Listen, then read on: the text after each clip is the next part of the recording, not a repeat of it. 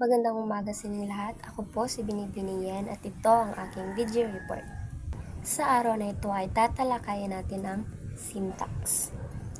Pero bago iyan, ito po ang aking mga objectives. So ano nga ba ang syntax? Ang syntax o syntaxes ay ang mga sangay ng gramatika o balarila na tumatalakay sa masistemang pagkakaayos ng mga salita sa pagbuo ng mga parirala at pangungusap. Nagmula ang salitang syntax sa Ingles na syntax, na nagmula naman sa sinaunang wikang Griego na ang ibig sabihin ay pagkakaayos, pagsasama-sama at pagsusunod-sunod. Ito ang pag-aaral ng mga prinsipyo at mga patakaran sa pagbuo ng mga pangungusap sa loob ng likas na mga wika.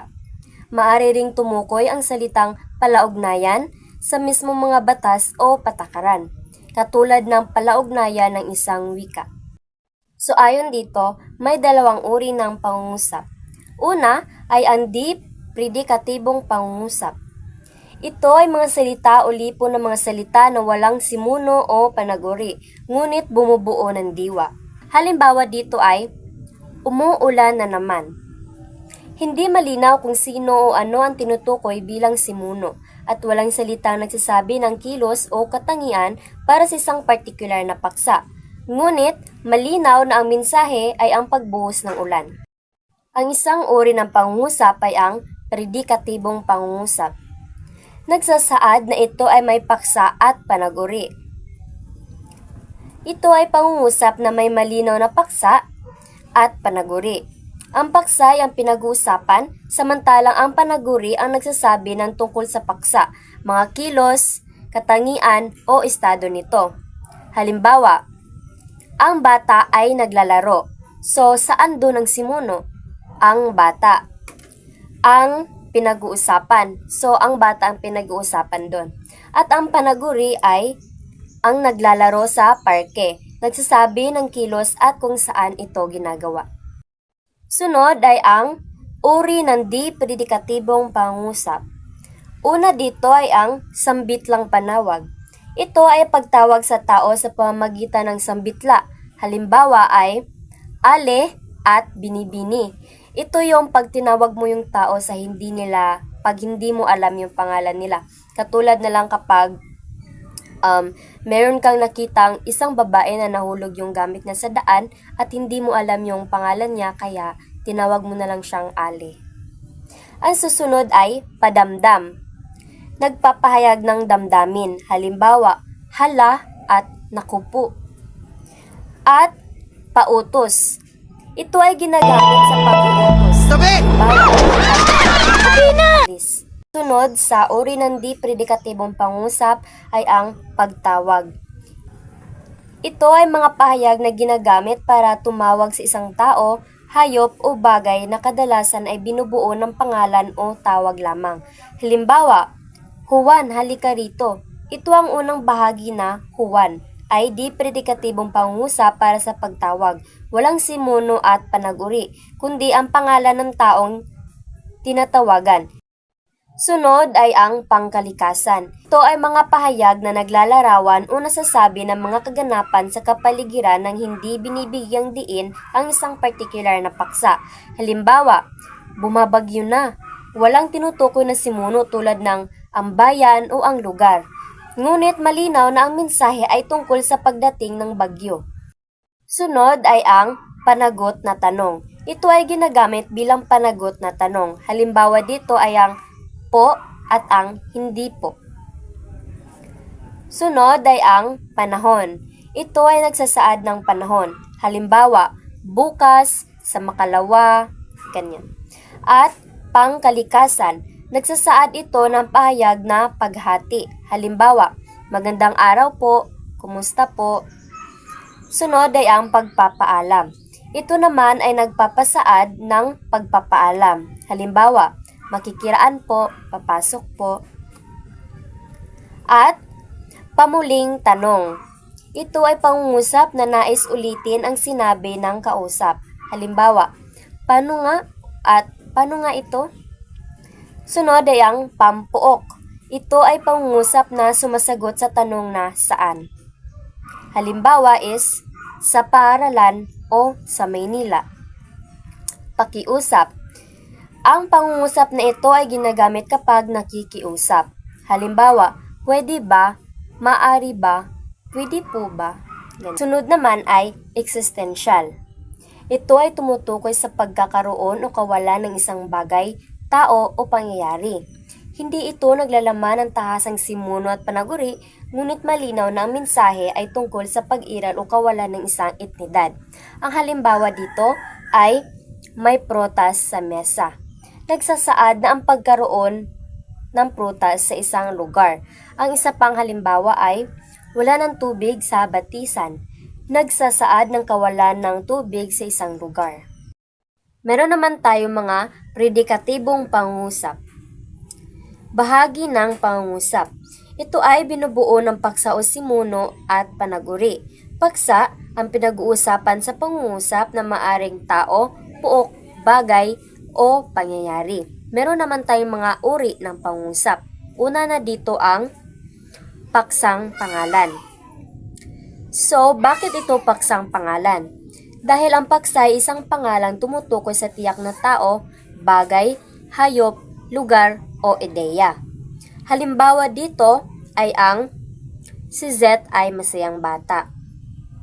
Ang paksang pangalan ay Z. Sa pangungusap na si Z ay masayang bata. So, ang paksang pangalan doon ay ang pangalang na Z. Pangalawa ay ang paksang panghalip. Bakit ito paksang panghalip? Dahil ang paksa ay isang panghalip, humahalili o pamapalit sa pangalan upang hindi ito paulit-ulit na banggitin. Halimbawa dito ay ang siya ay pinagkakatiwalaan naming lahat. So, ang paksang panghalip ay siya. Sa pangungusap na, siya ay pinagkakatiwalaan naming lahat. Ang pangatlo naman ay ang paksang panaguri. So, bakit ito paksang panaguri? Dahil ang paksa ay binubuo ng isang panaguri na ginagamit bilang pangalan para tukuyin ng isang grupo o katangian ng mga bagay o tao. Halimbawa dito ay ang masisipag ay gumiginhawa ang buhay. So, ang paksang panguri ay masisipag. Sa pangungusap na ang masisipag ay gumiginhawa ang buhay. Ang pang-apat naman ay ang paksang pang-abay. So, bakit ito paksang pang-abay? Dahil ang paksa ay binubuo ng isang pang-abay na ginagamit upang tukuyin ang paraan o katangian ng pagganap ng isang aksyon at ginagamit bilang paksa ng pangungusap. Ang halimbawa naman nito ay kapuri-puri ang magaling magsalita. Ang paksang pang-abay ay magaling, kasama ang pandiwang bahaging manalita. Sa kapuri-puri ang magaling mananalita. Dito, binibigyang diin ang paraan ng pamamalita na magaling. Sunod naman ay ang paksang pandiwa. So, bakit ito paksang pandiwa? Dahil ang paksa ay binubuo ng isang pandiwa na nagsasaad ng aksyon at ginagamit bilang paksa upang tukuyin ang mga nasasagawa nito. Ang halimbawa nito ay bigyan na makakain ang mga naglilinis. Ang paksang pandiwa ay naglilinis. Sa bigyan ng makakain ang mga naglilinis. Dito, ang aksyong naglilinis ang siyang batayan para tukuyin ang mga taong makakakuha ng tulong. Panghuli naman ay ang paksang pawatas. So, bakit ito paksang pangwatas? Dahil ang paksa ay hindi tahasang binanggit sa pangungusap, ngunit ipinapahiwatig lamang. Karaniwang matagpuan ito sa mga pangungusap na walang tahasang paksa, ngunit malinaw ang kahulugan. Ang halimbawa nito ay gusto niya ang magtanghal. Ang paksang pawatas ay ang hindi binanggit na tao o pangalan na tinutukoy ng niya. Sa gusto niya ang magtanghal. Dito, hindi direktang sinasabi kung sino ang niya, ngunit malinaw na may isang paksa na nais na magtanghal. Sunod naman ay panag-uri. Ang bahagi ng pangungusap na naglalarawan o nagbibigay ng impormasyon tungkol sa paksa. So, ang unang panag-uri ay panag-uring pangalan. Halimbawa, enhenyero si Kelly. So, ang panag-uring pangalan dito ay enhenyero enhenyero kasi siya ang naglalarawan sa paksa na Kelly. Ang pangalawa ay panaguring panghalip. Halimbawa, ang kasama ko ay siya. So, ang panaguring panghalip dito ay siya. Panaguring pang-uri. Halimbawa, mapagmahal si Yana. So, ang panaguring pang-uri dito ay mapagmahal.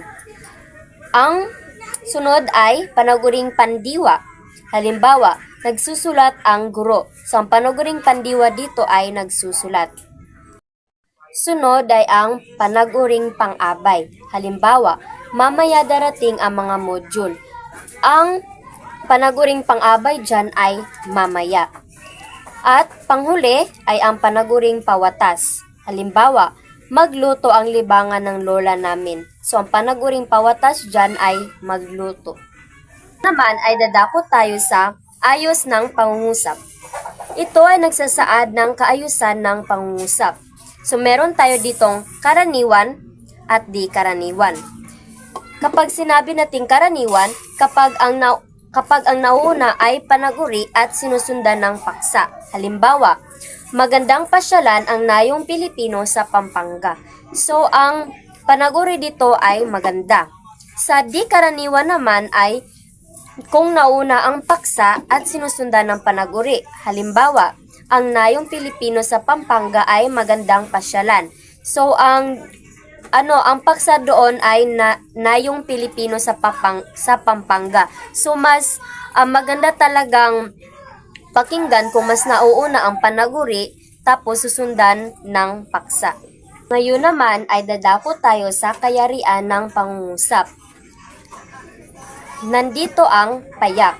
Ang payak na pangungusap ay binubuo ng isang buong diwa o kaisipan. Maaring payak na simuno at payak na panaguri. Payak na simuno at tambalang panaguri, tambalang simuno at payak na panaguri, at tambalang simuno at tambalang panaguri. Una dito ay tambalan. So, ano ba ang tambalan? Binubuo ito ng dalawa o higit pang makapagpantay na sugnay o makapag-iisa na pinagkuugnay ng mga pangatnig na magkatimbang na tulad ng at o habang at samantala. Halimbawa, nagluluto ang ina at nag-aayos ng mesa ang ama. Dalawang sugnay na makapagpantay pinag-ugnay ng at. Sunod naman ay ang hugnayan. Binubuo ng isang pangunahing sugnay o makapag-iisa at isa o higit pang katulong na sugnay o hindi makapag-iisa na pinag-uugnay ng mga pangatnig na di magkatimbang tulad ng kung, ng, pagkat, sapagkat at upang.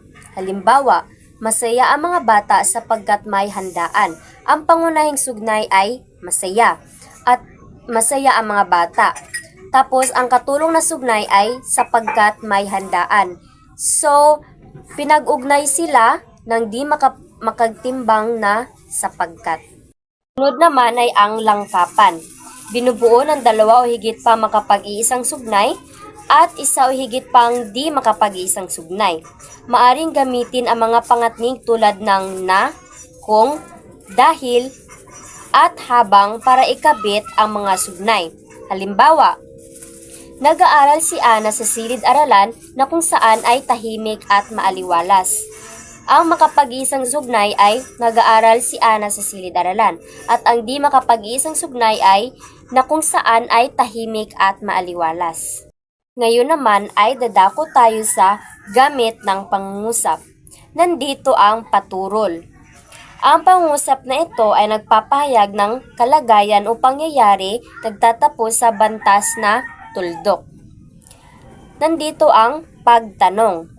Ito ay pangungusap na nagtatanong o nag-uusisa at ginagamitan ng bantas na patanong. Padamdam naman kung ang pangungusap na ito ay nagsasaad ng damdamin gaya ng galit, sakit, at tuwa at ginagamitan ng bantas ng padamdam.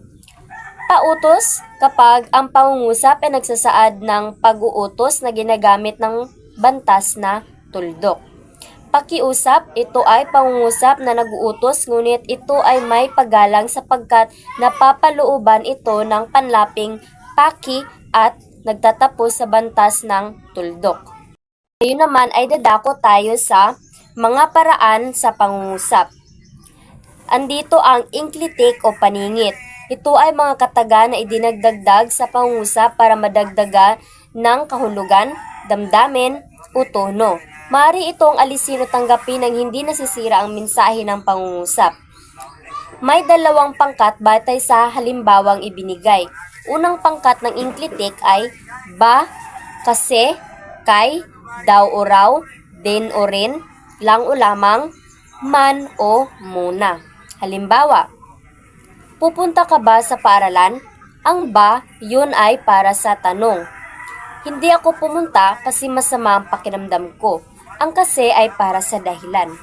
Ang ikalawang pangkat sa inklitik ay na, naman, nga, pa, pala, sana, tuloy at yata. Halimbawa, ang bata na naglalaro ay aking kapatid. Ang na doon ay para sa paglalarawan. Umuulan naman ulit. Ang naman para sa pagpapayag ng pagkabigla o pagkainis. Tama nga ang sinabi mo. Nga para sa pagpapatunay. Hindi ka pa ba tapos? Pa para sa pagtatanong ng pagpapatuloy. Ngayon naman ay dadako tayo sa panghuli na pamuno sa pangalan. Ito ay pangalan o pariralang pangalang tumutukoy sa ibang katawagan para sa isa pang pangalan. So meron tayong mga panuring. Ito ay pagdaragdag ng mga panuring o mga salitang nagbibigay turing. Mayroon tayong dalawa dito. Una ay ang panuring sa mga pangalan o panghalip. So, una ay ang bata ay mabait. Ang pangungusap na yan ay wala pang panuring. So, pag nilagyan na natin, magiging ang matulunging bata sa klase ay mabait. So, ang panuring sa pangalan o panghalip ay ang matulunging bata.